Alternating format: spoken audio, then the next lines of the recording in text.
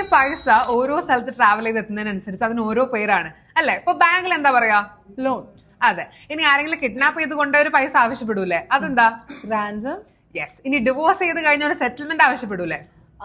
ആലിമണി. ആലിമണി എന്ന് പറയും. നമ്മൾ ഗവൺമെന്റിന് കൊടുക്കുന്നത് എന്താ? ടാക്സ്. നമ്മൾ ആർക്കെങ്കിലും കൊടുക്കാനുണ്ടെങ്കിൽ അതെന്താ? ഡെറ്റ്. ഡെറ്റ്. ഓക്കെ, ഡെപ്റ്റ് അല്ല ഡെറ്റ് ആണെന്ന് ഓർമ്മിച്ച് വെക്കാം. ഇനി നമ്മളൊരു സ്കൂളിൽ അഡ്മിഷൻ ഒക്കെ എടുക്കുമ്പോൾ കൊടുക്കുന്ന സാധനം എന്താ? ഫീ. ഫീ. ഇനി നമ്മൾ ധനസഹായമായിട്ട് ചാരിറ്റിക്ക് ഒക്കെ കൊടുക്കുന്ന സാധനം എന്താ?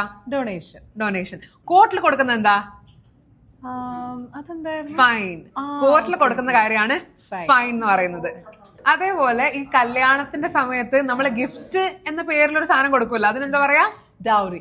ഡൗറി എന്ന് പറയും. അപ്പൊ പൈസയുടെ പല പേരുകൾ പല ഇൻസ്റ്റിറ്റ്യൂഷൻസിൽ പല ആൾക്കാരുടെ കൈമാറി വരുന്ന സമയത്ത് എന്തൊക്കെയാണ് നമ്മൾ ചെറിയ സമയം കൊണ്ട് പഠിച്ചു അല്ലെ? അപ്പൊ അതേപോലെ തന്നെ ഒരു പേഴ്സണൽ ട്രെയിനറുടെ സഹായത്തോടു കൂടെ നിങ്ങൾക്ക് നിങ്ങളുടെ വീട്ടിലിരുന്നുകൊണ്ട് ഓൺലൈനായിട്ട് നമ്മുടെ കോഴ്സിൽ ചേരുന്നതിലൂടെ വളരെ ഈസി ആയിട്ട് ഇംഗ്ലീഷ് പഠിക്കാൻ വേണ്ടി പറ്റും.